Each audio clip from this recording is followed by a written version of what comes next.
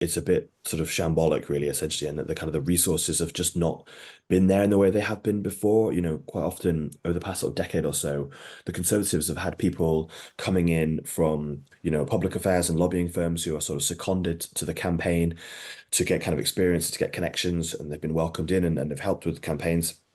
That's just not been happening this time round because I guess because they think that the Conservatives are going to lose and in 2022 the Conservatives changed the rules around election spending and massively increased the amount that you could spend in an election campaign, thinking this was going to help them against Labour because they'd historically been much better at raising money.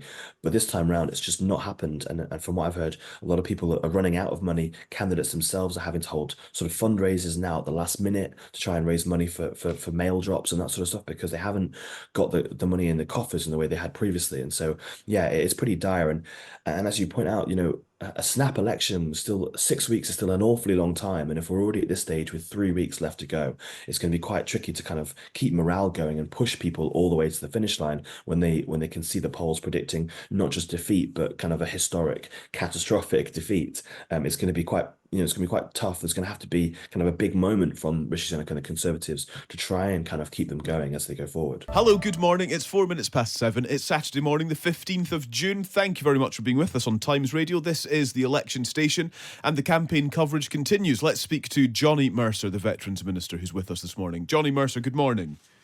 Good morning. Good to speak to you. The Times describes days of the living dread at zombie party Tory HQ, hinting at the fact that morale is, well, bleak. Energy levels have dropped. One staffer saying the first 10 days were manic chaos, that since the D-Day fiasco, it's become a mood of quiet desperation. Do you recognise those descriptions? No, I don't. I'm not in CCHQ, am I? I'm down here fighting every day on the streets, speaking to people, fighting for every vote. Campaigns are going to go up and down, aren't they?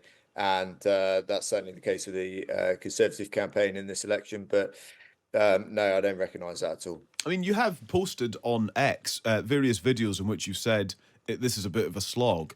And in fact, there's one word that I shan't repeat on the radio, but you described one day as being particularly bad in just 4 letters and 1 syllable.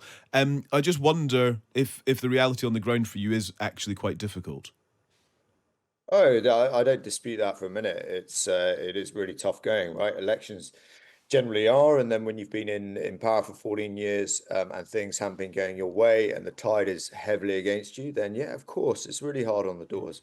Getting out there every day and taking that sort of positive message to the people of your constituency. But look, there's no point, if you're not up for the fight, there's no point getting involved in politics, right? Because it's all about fighting for what you believe in. It's a battle of ideas. I'm confident with the ideas that we have. You only have to look at the 2 manifestos to see how different they are.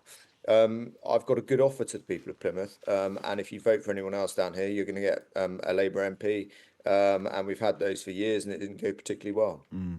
May I ask, in terms of sort of your own strategy, are you campaigning as an MP and saying, I will be the MP here in this area? How much are you leaning on the fact that you're also the Veterans Minister and that you're part of Rishi Sunak's government, or is that something you're quite keen to keep a distance from? No, it's not something I'm keen to keep a distance of. I'm incredibly proud of the work we've done on veterans. We've changed what it feels like to be a veteran in the UK, which is, that was a massive ambition I had when I went in 2015. And it's an area of government that I think whenever it's written up is fairly, it is inarguably somewhere we've seen extraordinary progress, and I'm really proud of that. So no, I don't run away from it at all. Obviously I am who I am, and you're putting yourself forward and the candidate is on the ballot, and you go and do your thing. But no, I'm really proud of what we've done in government, particularly in my area. And and I know there's still further to go, but I came into this veteran myself. Has it been perfect? Of course not. It's been ups and downs, and I've left government a couple of times, but I think we've fundamentally changed what it means to be a veteran in the UK, and I'm really proud of that. Bringing all of this sort of together, Johnny Mercer, there's apparently a discussion about the definition of what a marginal seat is at Conservative Party HQ as well. This is reported in the Times today. There is now a discussion about whether the money would be better spent on seats that were previously considered safe, with majorities of between 10,000 and 20,000. A decision is expected next week. Your majority, you probably don't need me to tell you, is 12,897. And it sounds like Conservative HQ are now worried about it. Well, they should be worried about me. It's very hard out on the doors, and the polling is very much against us. But what they do in CCHQ, I've got to be honest with you, is not, it's nothing to do with me, right? I'm a candidate But down it will in Plymouth. affect you, that's the thing. Yeah, it will affect me, but I'm not party to those discussions, right? So I'm a candidate down in Plymouth. I get up every day. I've got 3 kids to get to school, and we get on the doorsteps and fight hard for every vote. And that's what politics is about: getting out, having a conversation with people. And to be honest, that side of it is really encouraging. It's great fun. It's when you come home and sort of see the media and and all the rest of it that morale plummets. Look, I think. We're keeping going. We're going to fight for every vote, and I'm looking forward to the challenge. I mean, can I just say I respect your candour and what you're saying there. That actually, you can be buzzing from the doorsteps, but when you get home and you see what the kind of national picture is, it's a bit of a punch in the gut by the sound of it. No, it's just ups and downs, because I also must say, if I'm honest, I think there's a real kind of slant, particularly in the media, against anything that the Conservatives do. I think they're on a completely different level of scrutiny in this, and that's understandable, having been 14 years in power. But for example, on the veterans part in the manifesto, is a really interesting case in point. That is something in the manifesto. There's things in the manifesto that veterans have campaigned on for 30 years, right? Massive spending commitments, life-changing stuff for many veterans. Doesn't even see any coverage in the media at all. So generally, I think there's a bit of a the Conservatives have got everything against them in this election. I don't find that's the case on the doorstep. I think people are beginning to realise that there's a very clear choice between paying more tax under Labour and sticking to the plan and doing what we can under the Conservatives to get out of this particular difficult period we've been through. And I enjoy having that conversation. I find people much more receptive to it on the doors than sort of anyone in the media. And at the end of the day, that's where the votes are, and that's where you find out what people really think. Yeah. Is there still a legacy on the doors from the Prime Minister's decision to leave the D-Day commemorations early? Is that still coming through in conversations you're having in your constituency? Oh, look, I mean, I've said what I've said on that. I think, that was obviously a difficult moment, but, you've got to be fair to the guy, and that is not reflective of what he's done on veterans, right? So, I was Veterans Minister under Boris Johnson as well. I've fought for this for 10 years. There's one Prime Minister who's consistently backed me at every stage to deliver fundamental change for our veterans, mental health programs, housing, physical health programs, employment, and that is Rishi Sunak. So, he made a mistake, and he put his hands up on that one.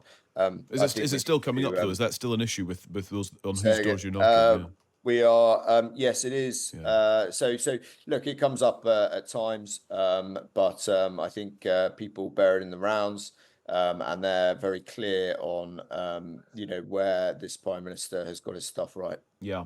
I'm looking at the pledge to veterans. I've got the manifesto open in front of me, in fact, just now. And I suppose there's some vagaries. I think one of the things that stands out to me, we will pass the UK's first ever veterans bill to enshrine veterans' rights in law. Yeah. I just wonder kind of what that means, creating a legal duty on government to look after our veterans. Does the government look after veterans now? And what would this legal duty actually achieve? Yeah, I mean, so a lot of the progress that's been made over the years has been around, we've obviously developed these pathways in mental health, physical health, homelessness, employment, and all the rest of it. What we want to do is legislate so that we can never go back to those days when these programs didn't exist and there weren't these clear pathways for people. And we want to create a legal duty to make sure that governments have to come to the House of Commons and talk about veterans and talk about what it feels like to be a veteran and how these programs are going. There's stuff in the draft bill that was going to get published around wearing medals and so on that you're not entitled to. I want everyone who touches a state to have at any stage to be asked if they're a veteran and get opened up into these programs. So, look, I think it's I think it's an exciting offer, and I've got to be honest, it's in stark contrast to like 2 lines in 136 pages in the Labour Party manifesto. Yeah. Just a couple of quick ones, Johnny Mercer. I know you have to go in a minute or so. Yeah. Boris Johnson's endorsed a number of candidates, including Sir Simon Clarke. Would you welcome an endorsement from Boris Johnson? I welcome any endorsements from any Conservatives, yeah. And Reform UK have written to the BBC demanding that Nigel Farage be granted a face-to-face debate with Sir Keir Starmer. You'll be familiar with Mr Farage's line that he has become the official opposition at this point. Is that a valid claim from Nigel Farage? No, it's not. And I respect people who want to vote reform. I understand why they're doing what they're doing. But you've got to, you cannot get away from the fundamental argument. If you vote for reform in this election, you're going to give Labour a massive majority. And that's particularly true here in Plymouth. And if you want unchecked power and someone who's clearly going to raid your finances through tax, then, that's what you're going to end up with if you vote reform or Labour. Johnny Mercer, Veterans Minister, thanks very much. Thanks for your time. Cheers. Your reaction to what you've heard from Johnny Mercer, very welcome. I think I'm still I'm picking up a bit of a tone of just difficulty in campaigning. Johnny Mercer quite honest there, actually, about morale being quite low at times. I was going to say the thing that really came out of that interview for me was actually quite how refreshingly honest he was. Let's speak to Alain Tolhurst, who's chief reporter at Politics Home, listening to that. Morning, Alain. Morning, Chloe.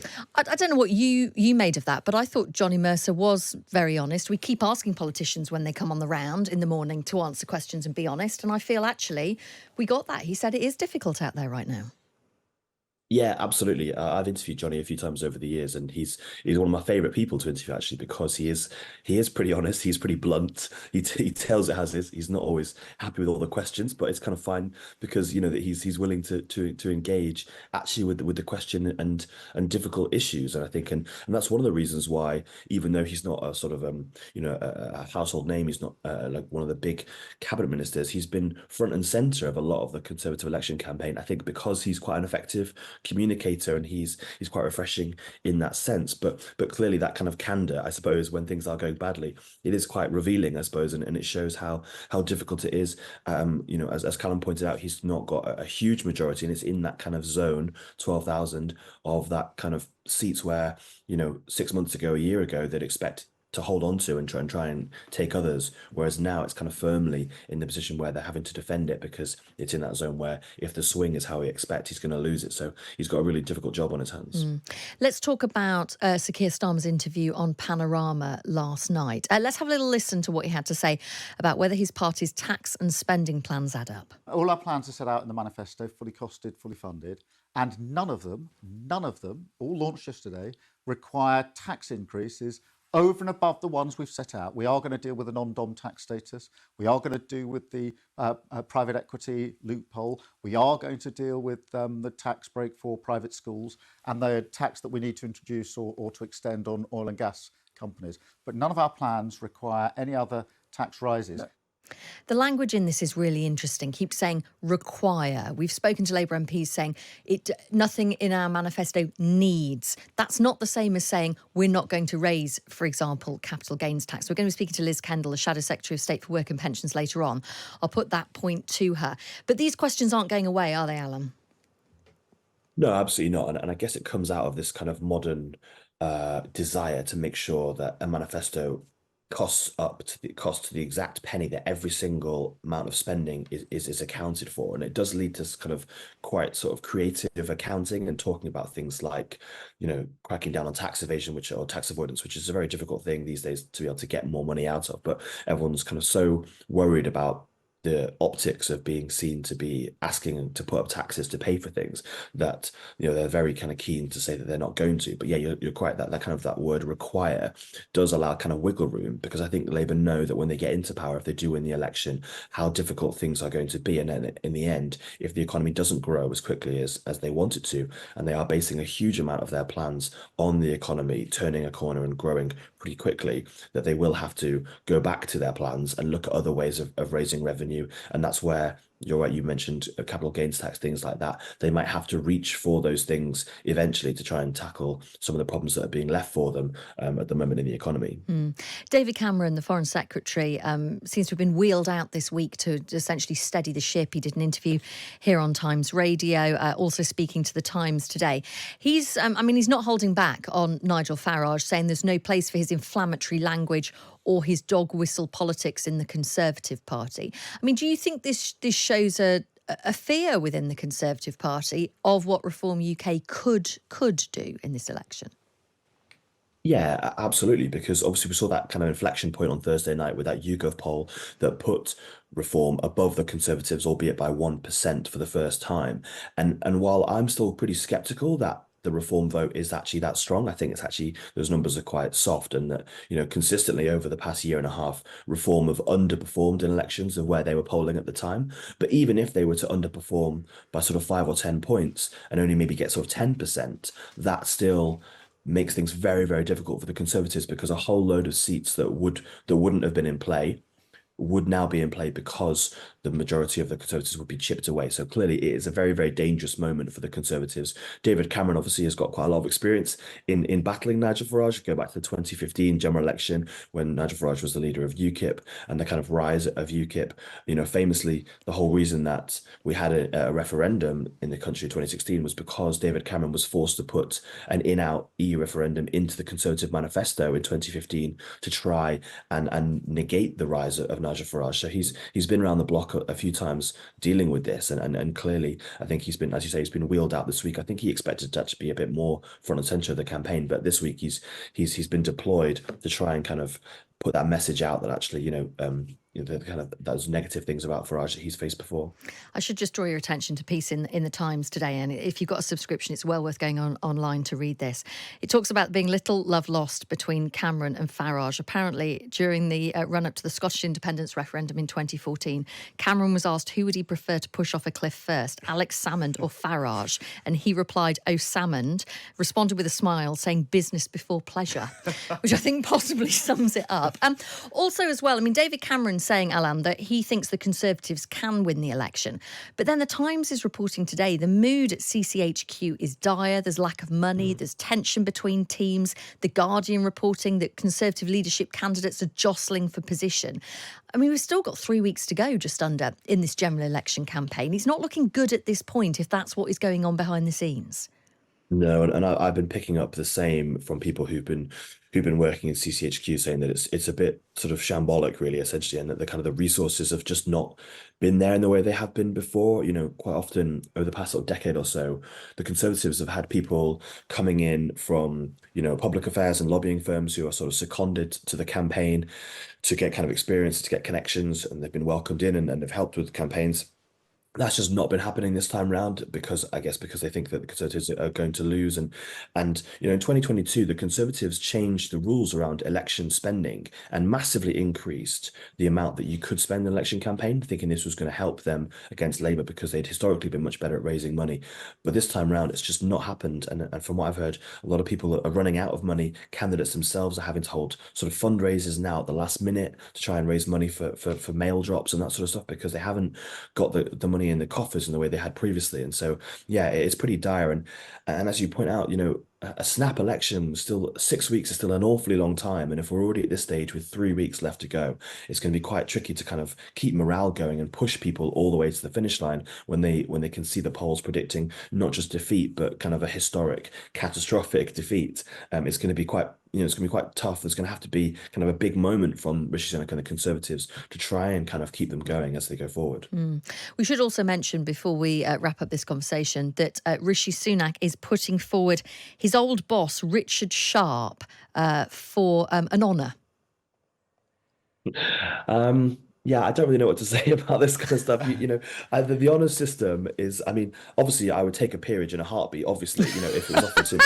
But, I'd love to, Baron Tolhurst of Right, I'm sure, if anyone's listening. But, I mean, it is so grubby, really, isn't it? And this point is that Richard Sharp, who was forced to stand down from this very big position at the BBC because of his connections to Boris Johnson. Obviously, he is Rishi Sunak's old boss. And it really looks pretty badly. And, and there's going to be two sets of these honours. There's the dissolution honours because of Parliament's broken down, and if Rishi Sunak was to lose and step down as Prime Minister, he would also get a resignation honours list as well. And I just think it looks pretty bad. I'm not kind of one of these people who wants to sort of burn down the House of Lords and stuff, but there has to be some sort of reform, because it sort of amazing people are honoured in this kind of stuff in the King's honours, people like Alan Bates and stuff, and it just kind of devalues the whole thing when you see these kind of political honours systems. But as I say, if anyone's listening, I would obviously take one myself. But... It's a good pitch there, Alan. Thank you. Alain Tolhurst there, Chief Reporter at Politics Home.